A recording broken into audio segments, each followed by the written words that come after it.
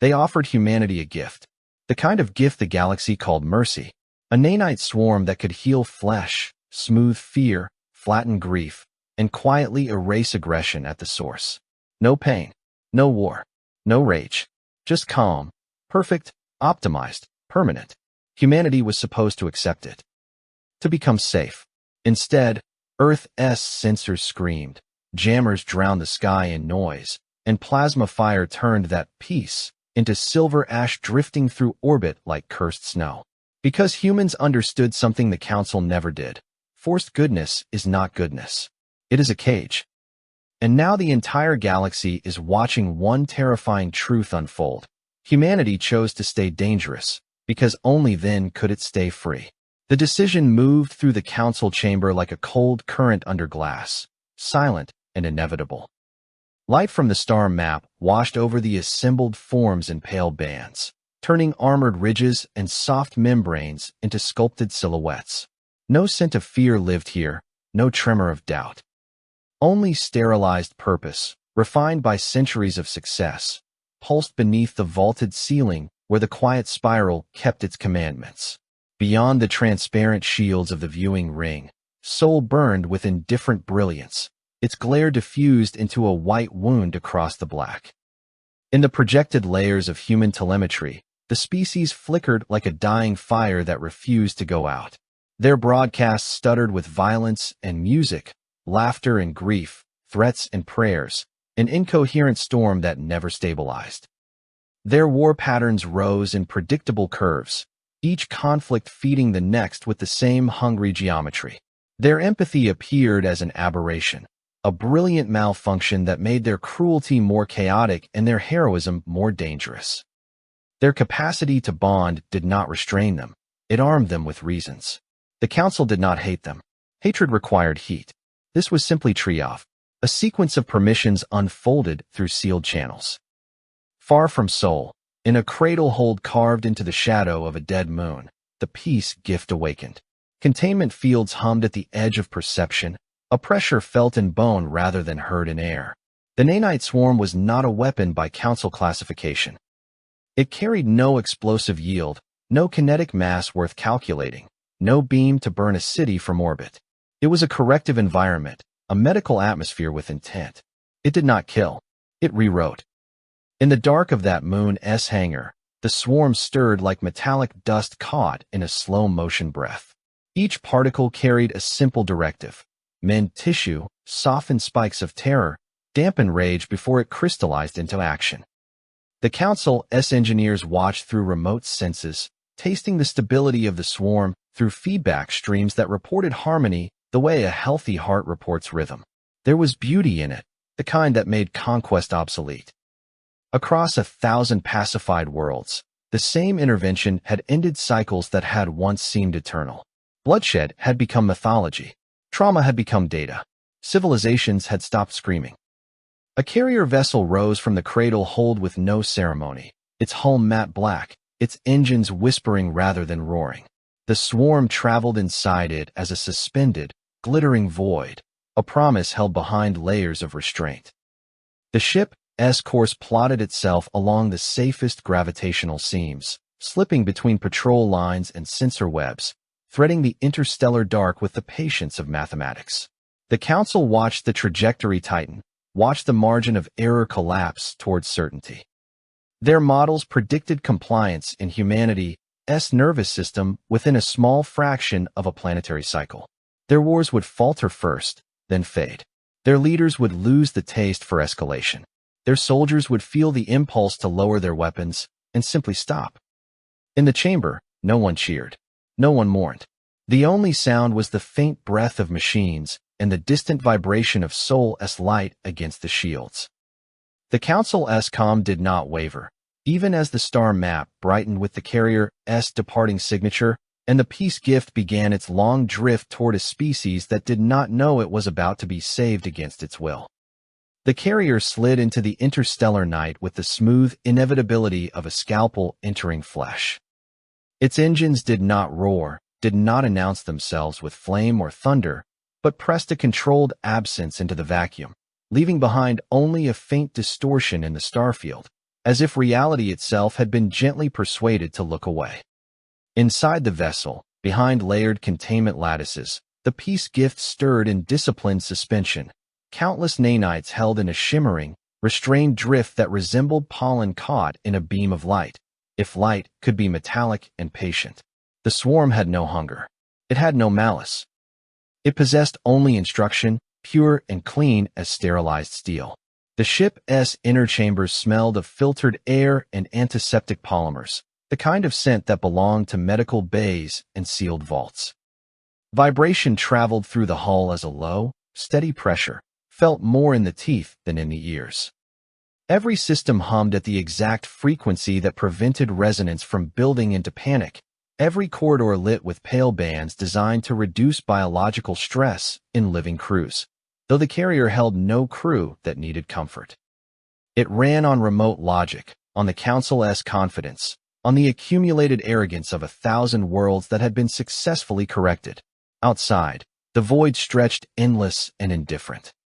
The vessel threaded it like a needle through black cloth, passing between gravitational wells with practiced ease. In the star-salt distance, the trade routes of the spiral flickered as faint lines of interference, the remnants of mass transit and commerce. But the carrier avoided them, choosing older paths where only dust and ancient wreckage lingered. It traveled through places where even light seemed thin, where radiation hissed softly against shields like rain against a mausoleum roof. Within the containment core, the nanites drifted in silence, each unit a microscopic machine with a mind no more complex than a reflex. They were engineered mercy, adaptive, tireless, and terrifyingly precise. When released, they would enter living tissue through breath, through pores, through open wounds, through the microscopic fractures all organisms carried without knowing. They would take inventory. They would mend.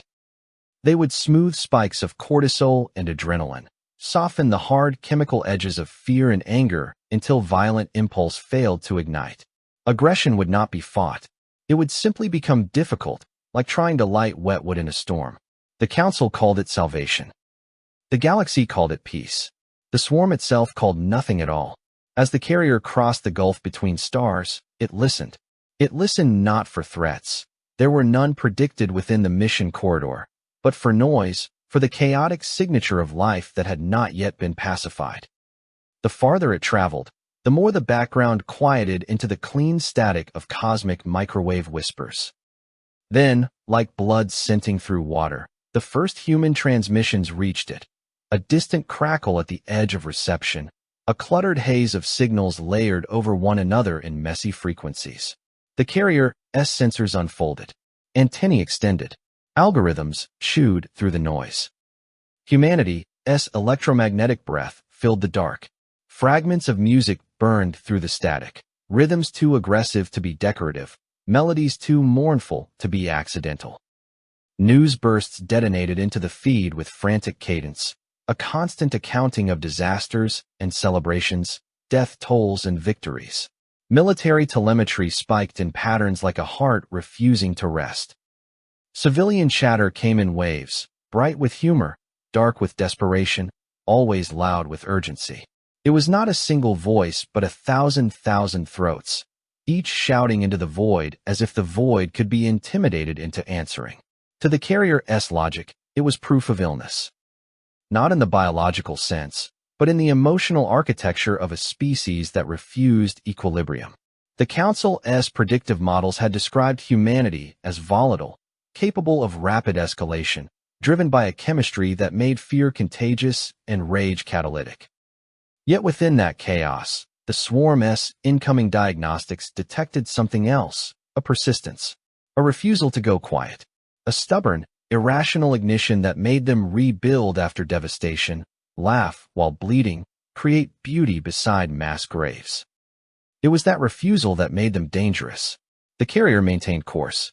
There was no hesitation coded into it. It did not wonder if a being deserved consent. It was built by a civilization that had long ago decided consent was less important than outcome. Safety over freedom. Harmony over choice. Silence over screaming. The journey took 47 light years, and each light year was a slow tightening of the universe's grip. Stars slipped past like cold pearls. Nebulae bloomed in the distance like bruises in the dark. Dust clouds turned the carrier's forward view into a smeared painting, then cleared again into perfect emptiness.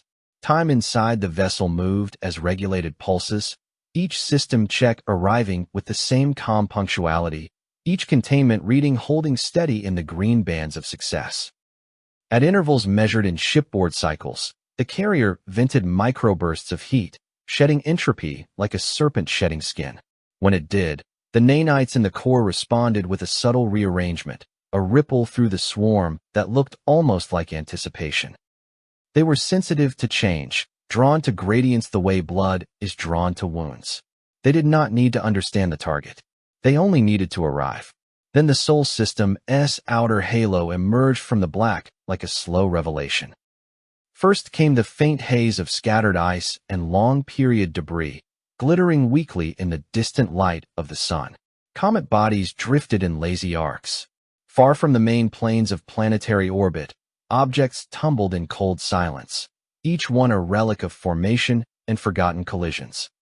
The carrier pierced through them with no impact, shields parting dust and rock as easily as breath parts smoke. And then the human perimeter began to show itself.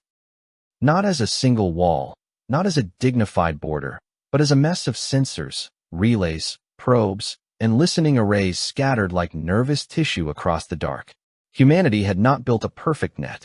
It had built an anxious one. Their devices were patched, upgraded, repurposed, dragged into orbit and wired together into a system that felt improvised and desperate. Their defense grid resembled a wound dressing more than armor. Yet it worked. The first human detection ping struck the carrier's stealth field like a thrown stone against glass. The ship did not shatter, but the impact carried a message. Sol was not asleep. Sol was twitching. The carrier adjusted its profile, slipping deeper into silence, tightening its emissions, compressing its presence until it was less a vessel and more a probability. It tried to become an error in the data, a ghost in the math. It had done this before. Pacified worlds rarely noticed the arrival of their correction until it was already breathing inside them. But humanity's sensors were crude in the way claws are crude. Not delicate, not elegant, yet brutally effective. They did not need perfect resolution. They needed only suspicion. Their networks did not rely on a single node. They relied on redundancy, on paranoid overlap, on half a dozen rival agencies and corporations accidentally covering each other's blind spots because none of them trusted the others to do it properly. The carrier's stealth became a challenge rather than a certainty. Inside human systems, alarms began as soft deviations, an out-of-place interference pattern, a momentary spike, a statistical anomaly that would have been dismissed by more disciplined minds. But humans were trained by their own history to fear the quiet unknown. They chased anomalies. They obsessed over them. They built entire cultures around the idea that danger was always one breath away. Data surged through terrestrial servers, through orbital stations, through military command webs stitched together with fear and caffeine and sleepless brilliance. The carrier intercepted the first internal escalations as bursts of encrypted traffic, sharp and frantic. It tasted the rising tension in the electromagnetic spectrum like ozone before lightning. The Council's models had predicted initial confusion, then acceptance, then relief. It had predicted gratitude. What bloomed instead was something uglier and hotter. Suspicion turning into alarm, alarm turning into mobilization, mobilization turning into the kind of unity humans forged best when cornered. The carrier held course anyway. Its mission did not permit doubt. As it approached the inner system, Earth's orbit glinted ahead like a ring of knives. Satellites and stations hung in crowded arcs, reflecting sunlight in hard flashes that stung optical sensors. Active radar painted the dark with invisible beams, sweeping back and forth like searchlights in a prison yard. Human patrol craft moved in irregular patterns, never symmetrical, never predictable, as if even their movement had learned to distrust routine. In the carrier's containment core, the swarm pulsed faintly, responding to proximity. The nanite's microsensors tasted the growing richness of life's signature leakage.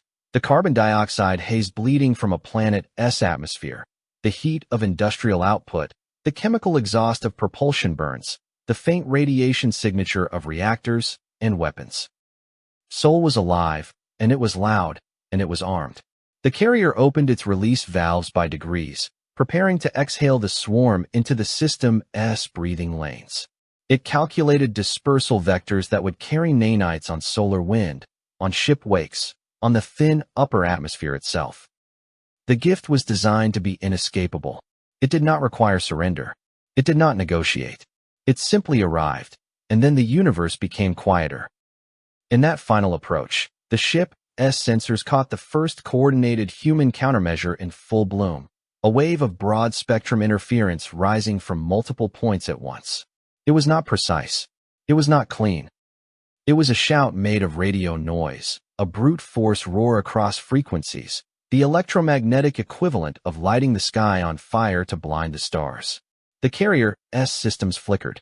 Its stealth field trembled. The void around it filled with a harsh, grainy pressure, like sand poured into delicate gears. Human jamming spread outward in expanding shells, colliding and overlapping, turning space into a storm of static. The carrier tried to compensate. It tightened its containment. It recalculated. It sought quiet channels. But the jamming was not meant to be elegant. It was meant to be overwhelming. It was humanity's answer to an unknown intrusion. Drown it, suffocate it, force it into the open. The peace gift, designed to enter gently, felt the first real resistance before it ever touched a living cell. And in that resistance, a truth emerged with brutal clarity. The Council had assumed the universe preferred silence. Humanity, feral and brilliant and terrified, was preparing to choose noise instead. The jamming wave thickened until space itself seemed to grind its teeth. It rolled through the inner system as a ragged, furious tide of interference, stripping subtlety from every transmission and turning the clean geometry of physics into something raw and violent. Human arrays screamed not with voices but with heat, overloaded coils, vibrating housings, stressed capacitors bleeding energy into vacuum. The entire sensor net behaved like a living animal in pain, recoiling, flaring, then lunging back with greater force. On Earth, in orbital habitats, in buried bunkers built beneath mountains that had watched empires rise and rot, warning systems slammed into full activation. The alarms were not elegant. They were not polite. They were layered and redundant, designed by generations who had learned that the worst disasters arrived quietly. They hit human ears as sirens and buzzers, struck human eyes as red blooms on screens, punched human stomachs as the sudden certainty that something unknown had crossed the border of the possible. Fear did not paralyze them. Fear mobilized them. Old nightmares surfaced in new skins. The memory of plagues that had once swept continents with invisible teeth, the dread of chemical fogs and radiation dust, the paranoia of mind control whispered in conspiracy forums and dismissed until the day it was not dismissible. Humanity had always feared the same thing beneath 1,000 masks, the theft of choice. Death was a familiar predator. Slavery of the soul was the unacceptable one. Sensors tracked the anomaly as it tried to hide. The carrier's stealth bent, fractured, then began to fail under the brute force flood of human noise. Every amateur observatory, every commercial telescope, every military phased array, every research satellite that could be repurposed within minutes joined the hunt. The system did not coordinate smoothly. It collided. It argued through bursts of incompatible protocols. But it added up. It became a net made of countless flawed strands, and the carrier found itself snagged in the sheer volume of attention. Targeting solutions formed like ice crystals in supercooled air. They appeared suddenly, violently, without warning. In orbit, defensive grids awakened from standby. Platforms that had spent years as silent sentinels rotated, aligned, and locked. Their housings opened like mechanical irises. Radiators glowed as they dumped heat. Guidance computers ran hot enough to taste metallic through the recycled air of their compartments. Human war machines did not worship peace, they worshipped readiness. The void around Earth became crowded with intent. The carrier, still following its directive, attempted release procedures. Containment fields pulsed, and for a heartbeat the swarm inside the core glittered brighter, eager to spill into the system's breathing lanes. The nanites pressed against their cages like stormwater against a dam, restless not from emotion, but from programmed response to proximity. Their microsensors tasted life in the surrounding dark, smelled biological heat signatures and carbon traces, and angled toward it with the blind certainty of medicine. Then the first plasma lance struck. It did not arrive as a clean beam of light. It arrived as a spear of starfire, a ribbon of ionized fury that cut across vacuum with hateful grace. The contact point flared into a sun-bright wound on the carrier's hull. Armor vaporized. Field generators screamed in electromagnetic agony. The impact spread in ripples through the ship's frame, and the stealth lattice collapsed in a cascade of failing harmonics. For a fraction of a second, the carrier was naked to every human eye and instrument, a dark intruder outlined by its own burning skin. More lances followed, converging from scattered platforms like predators finding the throat. The carrier's systems tried to run evasive routines, but its geometry had been built for certainty, not survival. It was a surgeon's instrument, not a duelist's blade. Human plasma did not negotiate. It carved. It seared. It drove deeper until the carrier's outer layers peeled away in glowing sheets, tumbling off as incandescent debris that cooled into jagged shards. Within the containment core, pressure spiked. Restraint fields strained, and the swarm's glittering mass shuddered in agitation, its disciplined drift collapsing into turbulent motion. Nanites began to leak through microscopic ruptures, spilling into the carrier's wounded corridors as a shimmering mist. In normal deployment, that mist would have been a blessing, slipping through vents and seams into the system beyond. Here, trapped inside a dying vessel, it became a frantic storm of silver motes caught in the violent heat of destruction.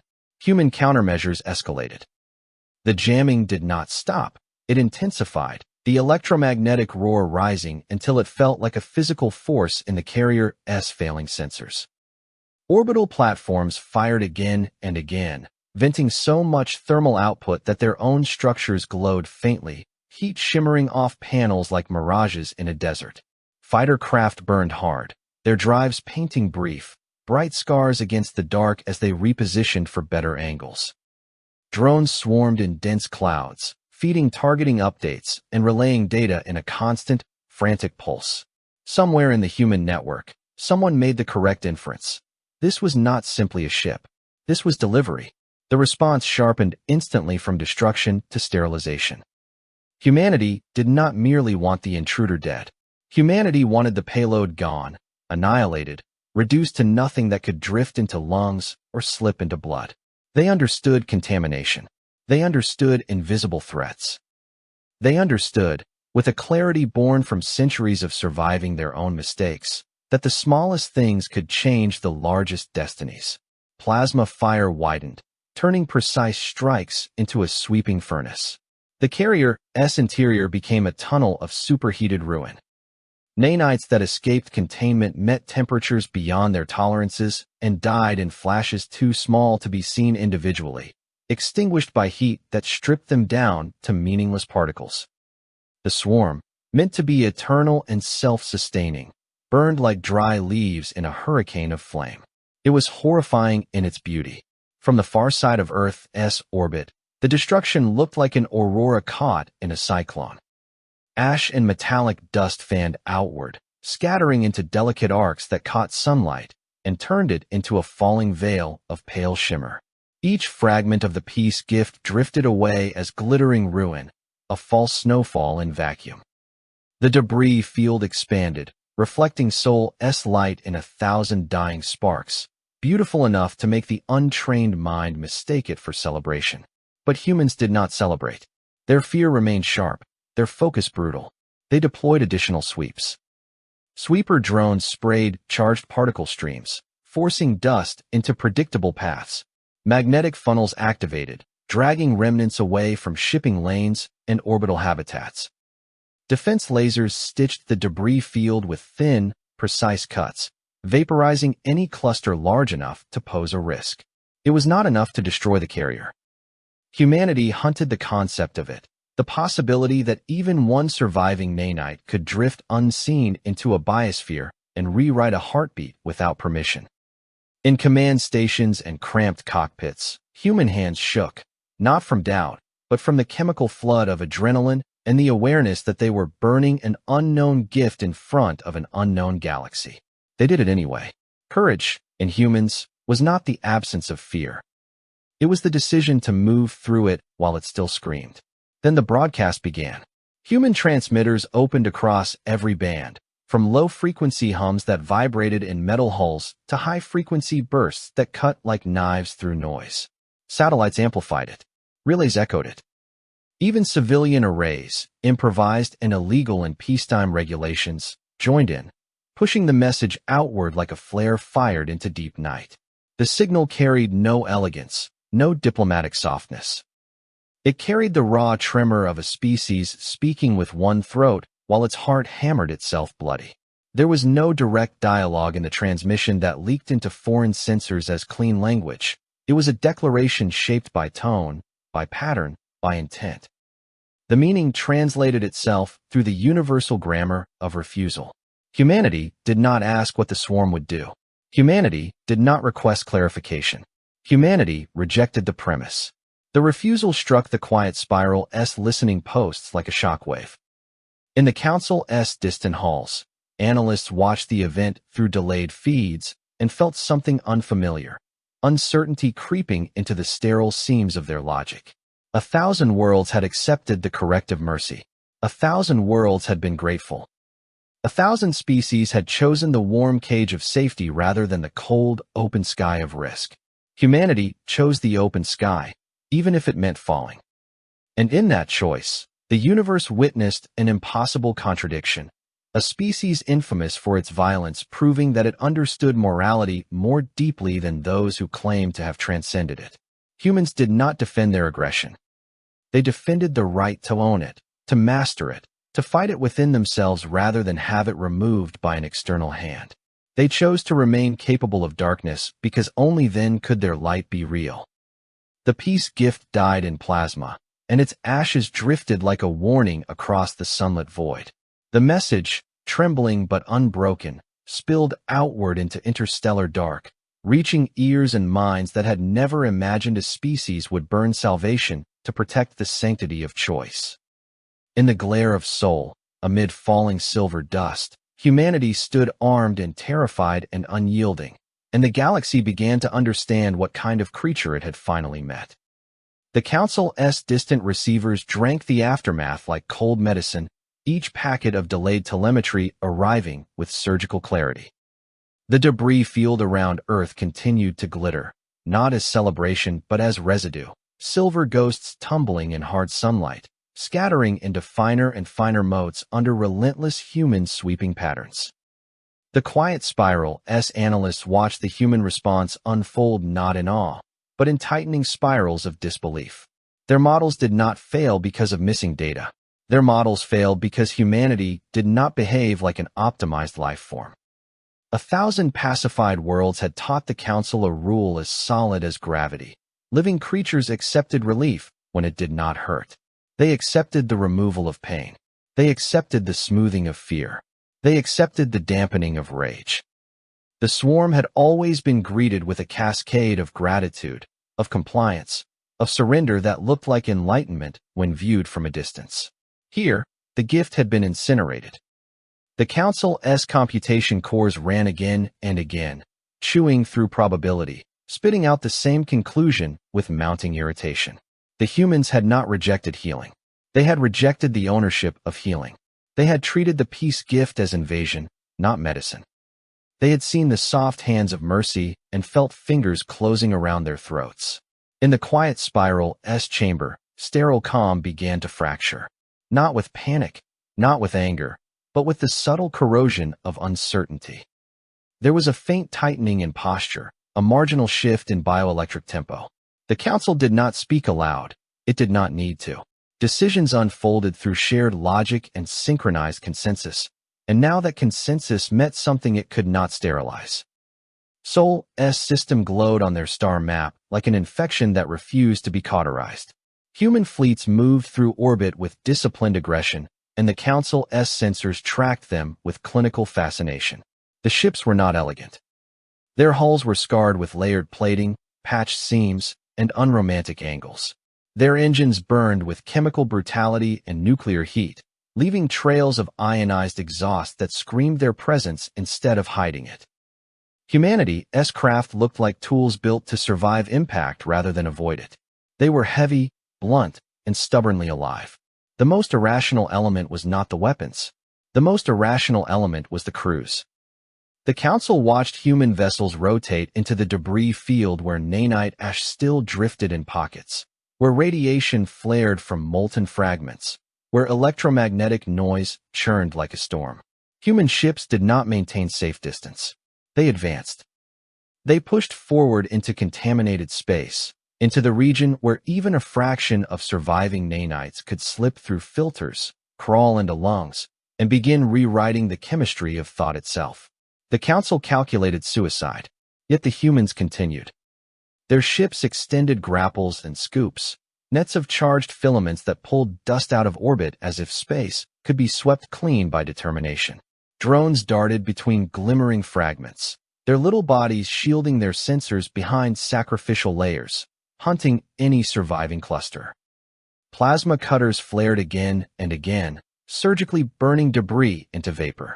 Human crews kept their distance from their own exhaust, vented heat with impatient violence, and still pressed closer, as if the concept of retreat was more poisonous than the nanites themselves. Inside those vessels, the living endured. The Council could not see human faces clearly through transmission delay and security fog, but it could read what mattered. Respiration patterns spiking under stress, heart rates surging, hormonal storms that should have broken focus. Humans ran hot in every sense. Their bodies fought panic with brute chemistry. Their minds rode that chemical wave like riders on burning horses. They should have shattered into chaos. Instead, they held formation. Radiation alarms flashed. Suit seals tightened. Air filters roared like trapped beasts. The faint scent of heated metal and recycled oxygen filled corridors. Human hands moved with twitchy precision, gloved fingers gripping controls until knuckles ached, sweat pooling at the base of spines inside sealed pressure suits. Their muscles trembled from fatigue, not because they lacked endurance, but because they were forcing endurance into a shape it was never meant to hold. The Council's observers marked it as a paradox, a species so violent, yet so willing to bleed to prevent unseen harm from touching its people. Their fear of mental intrusion was not selfish panic alone. It was protective instinct weaponized into policy. Humanity did not only defend itself. Humanity defended the integrity of every mind it contained, from soldier to child, from criminal to saint. The Council had assumed humans would accept imposed peace as a relief from their own brutality. Humans treated the ability to choose brutality as sacred. That sacredness radiated outward. It moved through their networks as a contagious spark, igniting cooperation between factions that had hated each other only days earlier. Rival agencies shared sensor feeds. Corporate platforms opened restricted frequencies. Independent operators redirected civilian craft to assist in debris sweeps, dragging water and supplies into orbit, giving fuel and parts without waiting for reimbursement. Humanity's unity did not arrive as perfection. It arrived as urgency, the kind that turned a fractured planet into a single clenched fist. In the quiet spiral halls, the Council's calculations began to tilt toward harsher solutions. There were protocols for noncompliance. There were contingency measures for violent species.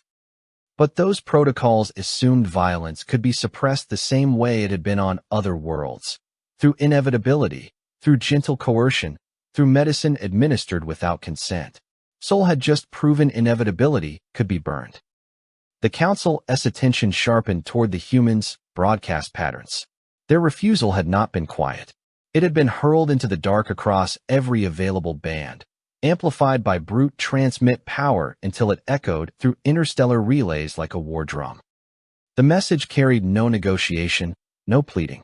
It carried something the Council had forgotten how to recognize: the emotional weight of a species insisting that it owned itself. In the Council's logic, freedom without safety was an error. In human behavior, safety without freedom looked like death with extra steps. The Council's threat assessment shifted from pity to caution. Human ships did not pull back after the carrier's destruction. They pushed outward. They expanded their defensive lattice, firing out new sensor buoys like seeds thrown into hostile soil. They raised their jammers into a constant, system-wide roar, making the electromagnetic spectrum around Earth feel like a scream held for hours without pause. They built plasma curtains, overlapping arcs of controlled flame and vacuum that waited like traps for anything that tried to slip in unseen. It was not just defense. It was declaration. The Council watched human station vessels along likely approach vectors, their posture unmistakable even through the cold abstraction of data. Their fleets did not posture with elegance. They braced like brawlers. Their ships carried the scars of previous wars, yet moved with the rigid discipline of creatures who understood they were standing on the edge of something that could redefine their species forever. They were not merely fighting an intruder. They were protecting the right to remain flawed. In the debris field, a cluster of nanite ash drifted toward Earth's thin upper atmosphere, caught by subtle currents of solar wind. Human interceptors adjusted course without hesitation. They burned hard, engines flaring into bright, hot cones. The hulls shook as they accelerated. Their pilots accepted G-forces that strained flesh and threatened blood vessels, forcing consciousness to cling to bone. They did it anyway. They reached the drifting ash and erased it with plasma that turned dust into nothing but heat and brief light. The Council's observers marked this act again and again. The humans were erasing the cure. Not because they wanted war. Not because they loved suffering. Because they understood that a virtue forced upon them was not virtue at all. It was programming. It was pacification masquerading as salvation. The galaxy's peripheral worlds began to react. Neutral stations rerouted ships away from Sol, unwilling to drift close to a species willing to set fire to interstellar diplomacy. Others leaned closer, hungry to witness the impossible. Some sent tentative probes, their transmissions hesitant, their sensors wide with disbelief. The Council detected the shift in galactic posture like a subtle change in gravitational pull. The quiet spiral's authority, once unquestioned, now faced scrutiny. Because humanity's refusal did something no treaty had ever done. It made other species imagine saying no. In the Council's chamber, the star map of Sol became a wound that would not close. Analysts watched the humans fortify their system with a mixture of dread and something dangerously close to respect. The Council's logic could quantify weapon yields, predict fleet movements, estimate casualties. But it could not compute the value humans placed on the invisible architecture inside their skulls. The private storm of thought, the sacred right to wrestle with anger, to choose compassion, to fail, to rise, to be dangerous, and still decide to do good. That was the madness. A species with every reason to accept imposed peace had chosen to stand in the radiation haze of its own defiance, ships trembling, crews exhausted, and burn the galaxy's most perfect mercy into ash simply to keep the terrible, beautiful burden of choice. And as Sol's defenses thickened into a ring of fire and noise, the Council of the Quiet Spiral finally understood the shape of the threat it had created. Not a violent species pacified too late, but a free species awakened too early, now staring into the wider galaxy with bruised hands and unbroken will, daring the universe to try again. Across the spiral arms, the delayed light of Sol's defiance arrived like a slow, detonating charge. It did not come as a single broadcast neatly packaged for translation. It came as debris signatures, as weapon discharges, as jagged electromagnetic scars recorded by passive observatories and merchant relays, as the unmistakable thermal bloom of plasma used not to conquer, but to erase. It came as the shimmering drift of silver ash caught in a star's glare, and the hard, stubborn geometry of human ships holding the line where diplomacy had tried to seep in through the cracks. The galaxy watched.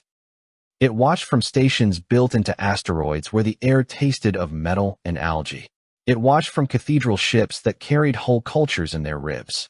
It watched from worlds that had never seen war and from worlds that still bore the scars of it beneath fresh paint. The feed propagated outward through translation webs and rumor chains, each retelling adding emotional weight like sediment building a cliff.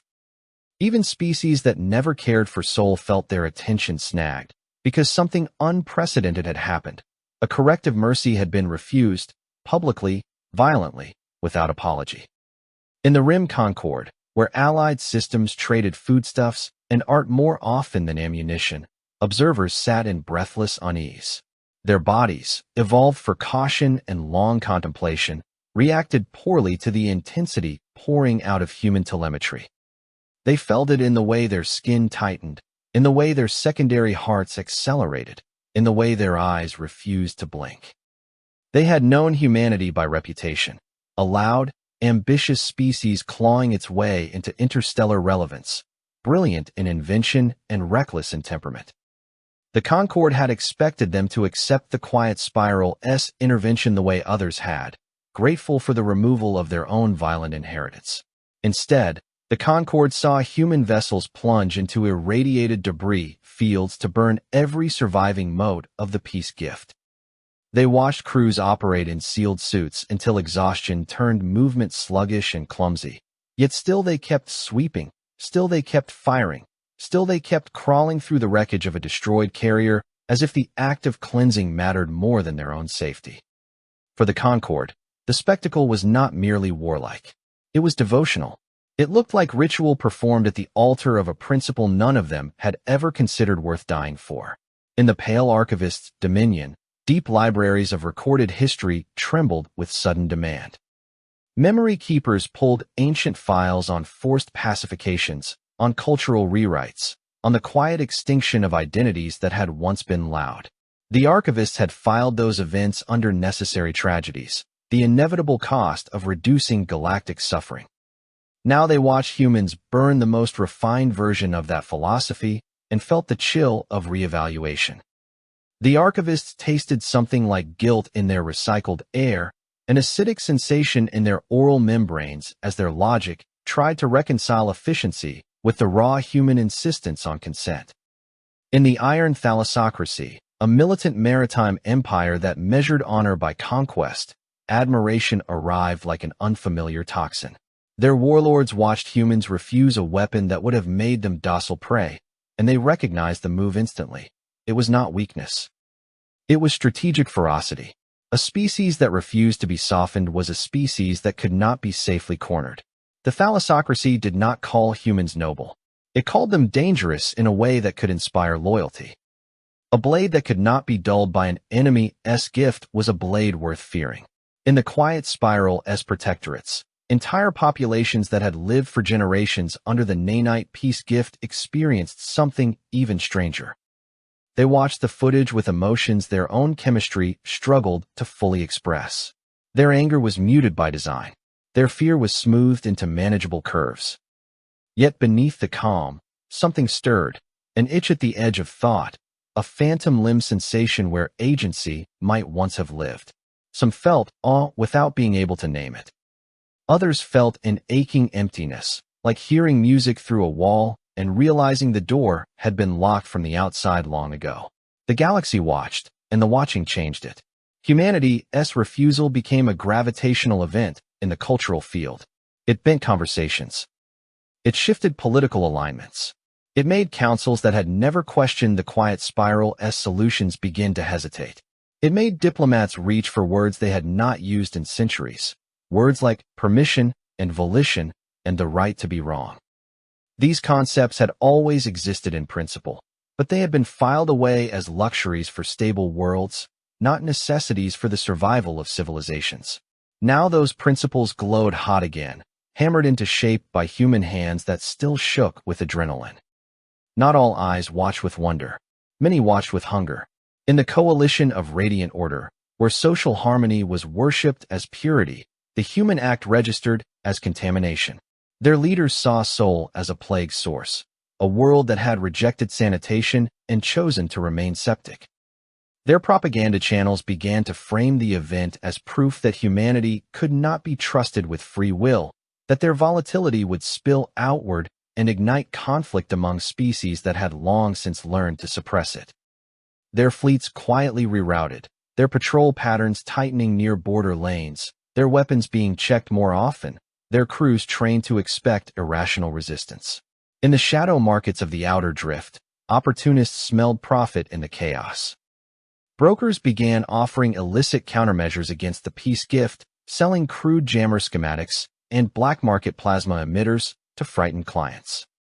The same technology humanity had used to protect its agency became a commodity, a spark of rebellion passed hand to hand in dark cargo holds where the air stank of fuel and fear. Even those who despised humans benefited from the example. Even those who called them savage learned from their stubbornness. Meanwhile, Sol itself did not rest. Human ships kept burning. Their plasma arrays continued to flare, carving through lingering dust clouds, sterilizing invisible threats. Maintenance crews worked with hands raw from glove friction, nails bruised, knuckles split under pressure suit seals. Med bays filled with exhausted bodies that trembled from radiation exposure and stress. The air inside those compartments tasted of antiseptic, sweat, and oxygen pushed too hard through filters. Yet even as the wounded were treated, more crews volunteered, more craft launched, more civilians donated supplies and computational power, turning the entire civilization into a mobilized organism focused on one goal: ensure that no foreign mercy could slip into their bloodstream. In the wider galaxy, that obsession did not read as panic alone. It read as conviction. Some allies began to lean towards Sol, not by sending fleets, but by sending something rarer: respect. Data packets arrived offering translation help, sensor calibration tips, debris modeling assistance. Small gestures, cautious steps, made by species that had never dared to question the quiet spiral's authority. They did not pledge themselves openly. The political cost was too high. But they reached out across the dark in tiny, careful movements, like hands testing whether a flame would burn them. Rivals did not know what to do. The quiet spiral had built its influence on the promise of peace without suffering. It had convinced the galaxy that violence was an engineering problem, that the cure could be delivered as cleanly as medicine into a vein. Humanity had just shown the galaxy the nightmare hidden inside that promise, a cure that took choice as collateral damage. And humanity had not simply rejected it. Humanity had shattered it in full view of everyone who might ever need to decide. The psychological shock rippled outward. Species that had once dismissed humans as loud primitives began updating their threat profiles.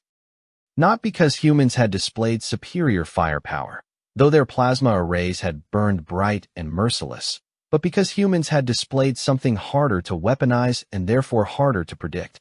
A moral line drawn in vacuum, enforced at any cost, not for conquest, not for profit, but for an internal truth. A brutal species, infamous for cruelty, had spared its soul by risking its body.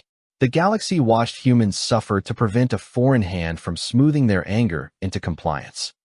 It watched them accept radiation burns, sleep deprivation, and the terror of unseen contamination, simply to preserve the right to become good on their own terms, or to fail in the attempt.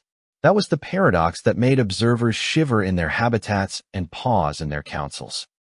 Humanity's violence had always been easy to understand.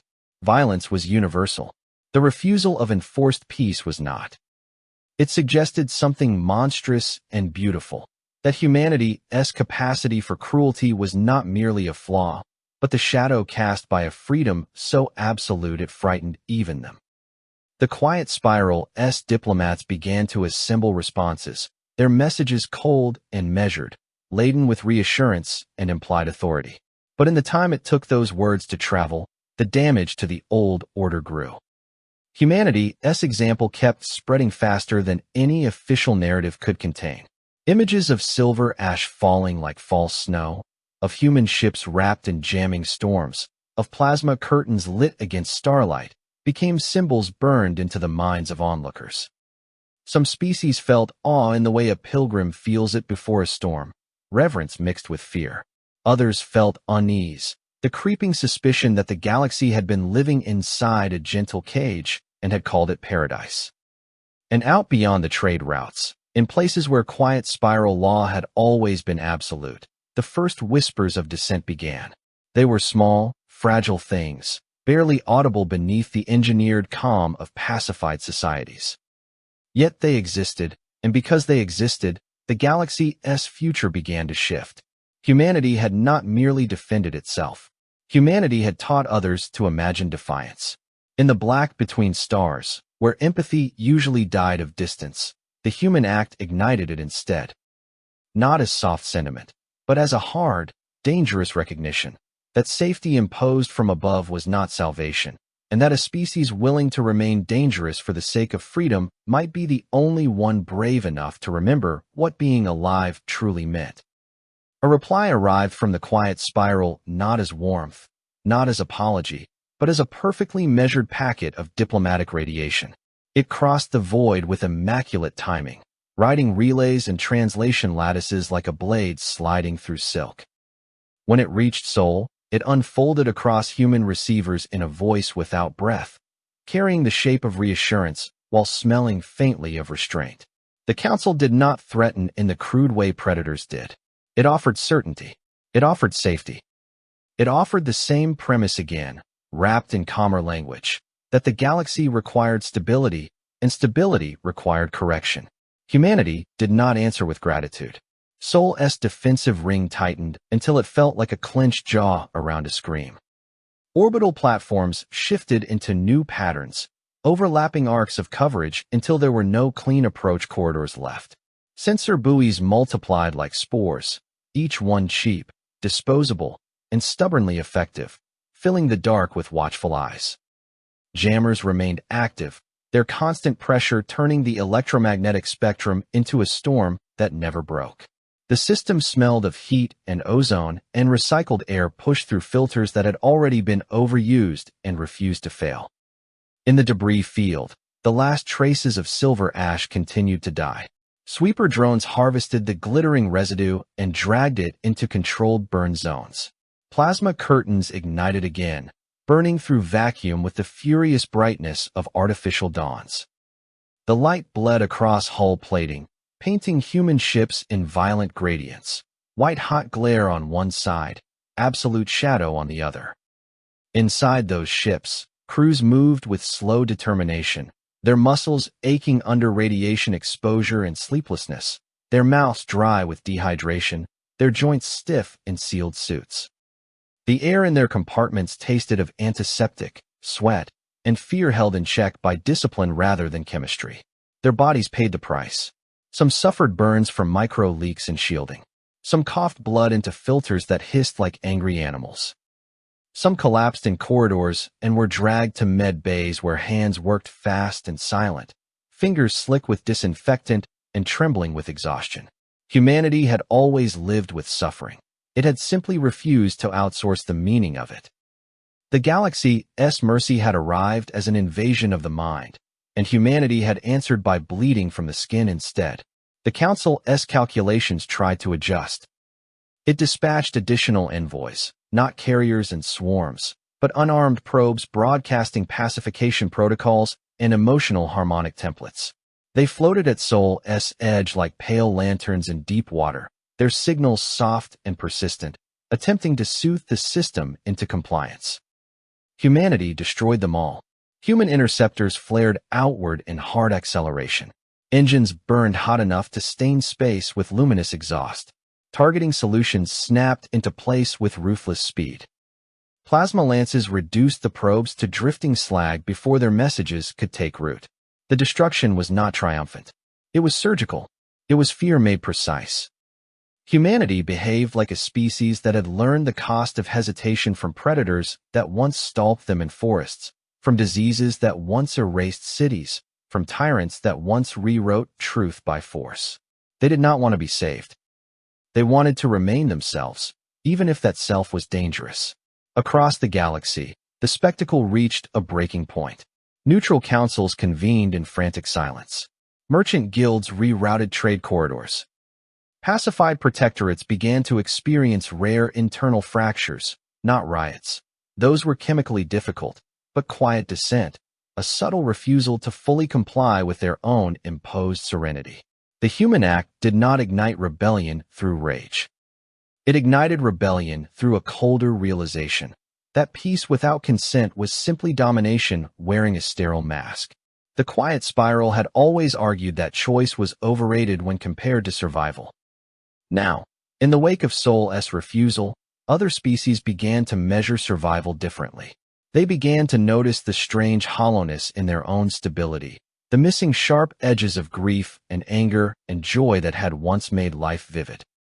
They began to wonder whether safety purchased with diminished agency was truly living or merely continuing. The council sensed the shift like a vibration in the foundations of an empire. It responded the only way it knew how. It tightened control. It increased oversight of its protectorates. It deployed additional compliance monitors, increased nanite saturation in worlds already pacified, reinforced emotional dampeners as a preventative measure. The quiet spiral did not understand that by pushing harder, it proved humanity right. Its calm became coercion. Its mercy became a cage with thicker bars. Sol watched those moves through distant data leaks and intercepted transmissions, and the reaction was immediate. Human shipyards, once scattered across orbital rings and lunar facilities, shifted into full production. The clang of fabrication became a constant heartbeat in space. Hull plates stacked like teeth. Reactor cores were slotted into frames with hands that no longer shook from fear alone, but from anger sharpened into purpose. Yet humanity did not launch a crusade.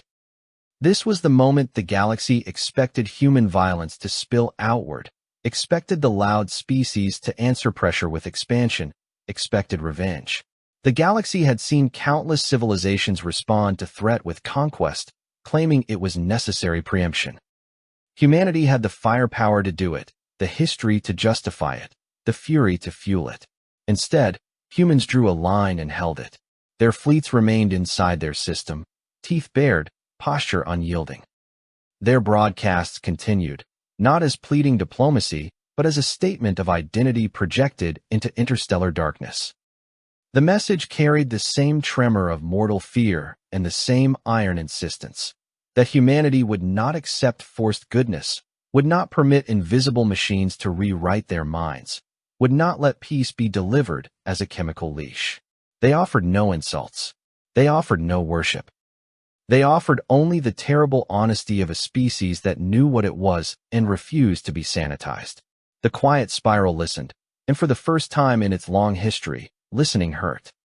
Because the Council's own memory held records of worlds pacified too late, civilizations that had burned themselves into extinction before the swarm could reach them.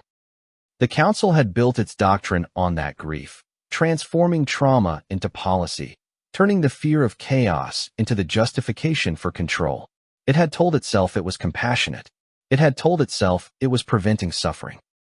Humans forced the galaxy to confront another kind of suffering, the quiet death of agency. In the silent chambers of the quiet spiral, a fracture widened. It did not manifest as rebellion, not yet. It manifested as doubt, the most dangerous thing that could infect a system built on certainty. Analysts found their projections undermined by variables they could not quantify. Diplomats found their language failing to soothe. Enforcers found their threats hollow against a species willing to endure pain rather than surrender choice. Humanity was not merely resisting. Humanity was teaching. The lesson spread through the galaxy like a slow toxin that did not kill bodies but awakened minds. Worlds that had once accepted the peace gift without question began to ask what had been taken from them. Young species on the edge of the spiral's influence began to fortify their own systems, not out of aggression but out of the desire to never be corrected against their will. Even empires that despised humans began to respect the boundaries Sol had drawn, because boundaries backed by suffering were more convincing than boundaries backed by rhetoric. And in Sol, humanity continued to pay for that boundary with flesh.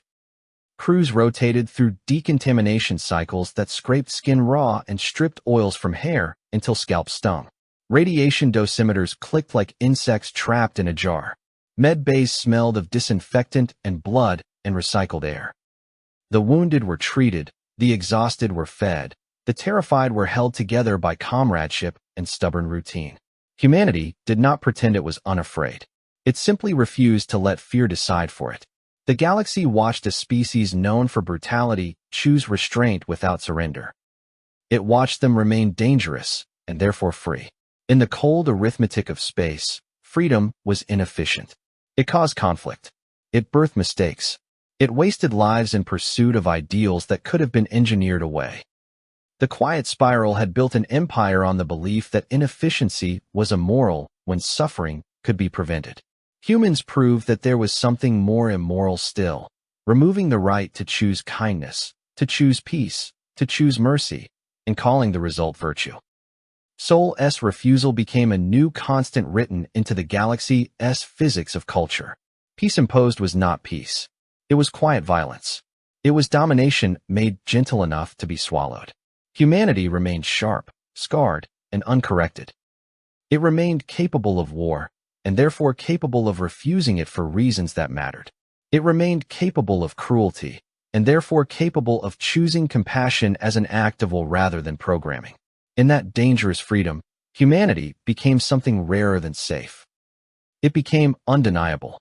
In the black between stars, where the universe had always treated life as dust, a flawed species stood with bruised hands on the rim of its own system and declared that its soul was not a resource to be optimized. The galaxy, shaken awake by the echo of that declaration, began to remember what it had nearly forgotten, that being alive was not the absence of pain, but the presence of choice, and that the most terrifying thing a species could do was insist on carrying its own darkness so its light could remain real.